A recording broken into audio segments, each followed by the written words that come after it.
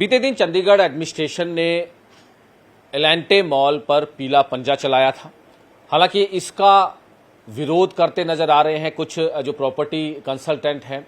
BJP के leader Subhash Sharma और काफी सालों से प्रॉपर्टी कंसल्ट से जुड़े हुए हैं। हालांकि इन्होंने विरोध किया है सुभाष जी, क्योंकि कल पीला पंजा चलाया गया है, लेकिन जो प्रशासन का कहना है कि जो भी अतिक्रमण किया हुआ था एलेंटे मॉल के आसपास उसको हटाया गया है, बकायदा नोटिस दिया गया है, लेकिन आप इसका विरोध कर रहे हैं, क्यों? सर, बात ऐसे है कि एलेंटे मॉल में जो उन्होंने पोर्शन तोड़े हैं या बुलडोजर चलाया है, देखिए मैं कहता हूं जहां अनऑथराइज कंस्ट्रक्शन आप तोड़िए, लेकिन पिछले 25 साल से हम लोग इस बात को रो रहे हैं। एडमिनिस्ट्रेशन को भी, जो भी पॉलिटिकल सिस्टम, उनको सबको रिक्वेस्ट कर रहे हैं कि इसको पहले जो चंडीगढ़ 5 लाख लोगों को बना हुआ था, 25 साल से हमारी डिमांड है कि इस सभी जो आप अनऑथराइज कंस्ट्रक्शन है तो लीगलाइज कर दीजिए। अब जो फीस बनती है वो लीजिए। अनऑथराइज कंस्ट्रक्शन को लीगलाइज करना नहीं है। उसकी एमज में ये ब्लैकमेलिंग करके लोगों को डरा कर एडमिनिस्ट्रेशन लोगों को डरा रही है। मतलब जैसे हम टेररिस्ट हो, हमारे ऊपर अटैक कर रही है। ये एडमिनिस्ट्रेशन का आज की डेट में सिस्टम है। कैसे? किसी भी जाके आप किसी को तोड़ दो अनऑथराइज में, हम कहते हैं उसको रेगुलाइज कीजिए।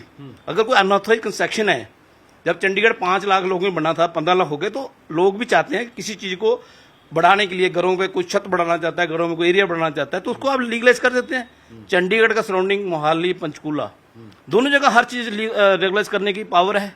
ये क्यों नहीं करते? यहाँ ऑफिसर आते हैं 3 साल, अपना हनीमून पीरियड बताते हैं, चले जाते हैं। काम करके कोई राजी नहीं है, लेकिन जहां मर्जी जाकर ये अपना बुलडोजर चला देते हैं।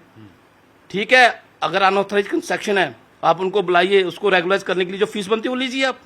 गवर्नमेंट का फायदा भी हो और लोगों को भी आराम मिले। लेकिन प्रशासन कहता है कि जो सरकार की जगह है, जो गवर्नमेंट की प्रशासन की जगह है, उस पर क्यों अतिक्रमण हो, उसको हम नहीं रहने देंगे। नोटिस दिया जाता है, बकायदा सारी चीजें बकायदा जो है वो की जाती है। सरकार अगर ये बात कहती है, मैं कहता हूँ जो वाला कहाँ पे जो तोड़ा गया है वहां को बिल्डिंग तो बनी नहीं। ब्यूटिफिकेशन करने के लिए उन्होंने कुछ पेड़ पौधे लगाए हैं, सरकार खुद कर दे उसको ब्यूटिफिकेशन। जिस एरिया को सरकार ब्यूटिफिकेशन कर सकती है उसको लोग कर रहे हैं डेवलपमेंट करने के लिए। अभी आपने देखा होगा एमसी का एक इशू आया था जो पॉकेट नंबर 6 का, उसमें क्या हो रहा है? एडमिनिस्ट्रेशन वहां तो ग्रीन नहीं कर रही है बिल्डर को बेचने के लिए, बिल्डर का काम एडमिनिस्ट्रेशन कर रही है। यहाँ पे एडमिनिस्ट्रेशन उल्ट चल रही है, जो ब्यूटिफिकेशन की है उसको तोड़ रही है। क्यों ये काम? एडमिनिस्ट्रेशन को चाहिए हर चीज को रेगुलाइज करे।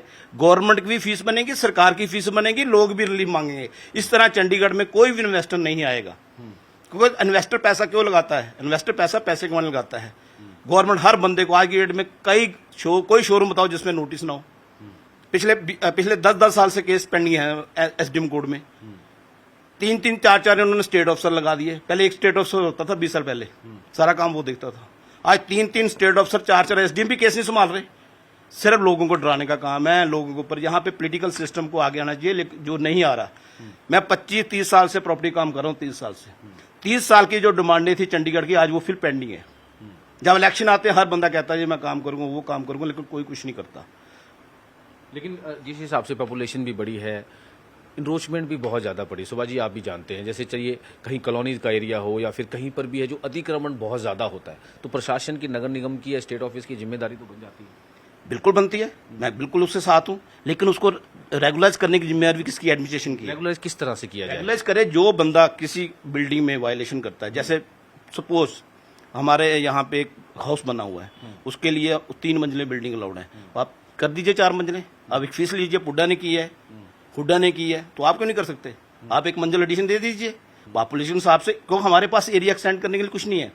चंडीगढ़ की जो सराउंडिंग है, जो लिमिटेशन है, एक लिमिटेड बाउंड्रीज है।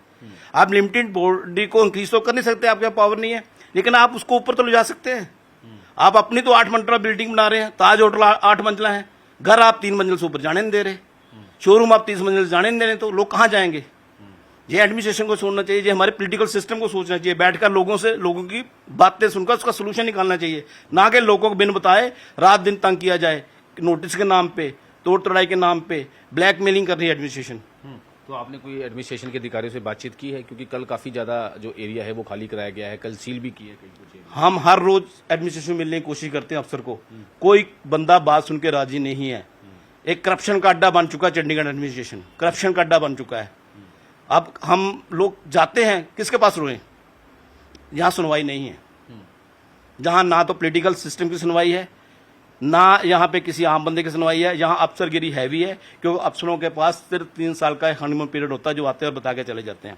जो अफसर आता है अपनी नई पॉलिसी बना के जाता है लोगों को तंग करने के लिए, सोल्यूशन के लिए आज तक कोई अफसर नहीं आया। बहुत सारी चीजें हैं जिसको लेकर जो चंडीगढ़ के पुराने क्योंकि 25 से 30 साल का एक्सपीरियंस है, प्रॉपर्टी कंसल्टेंट है, लीडर भी है बीजेपी के, लेकिन किस तरह से नोटिस देता है। हालांकि प्रशासन बड़ा इस मामले में क्लियर कहता नजर आ रहा है कि जहां जहां अतिक्रमण होगा, इलीगल स्ट्रक्चर होगा, वहां पर नोटिस देकर तोड़ा जाएगा।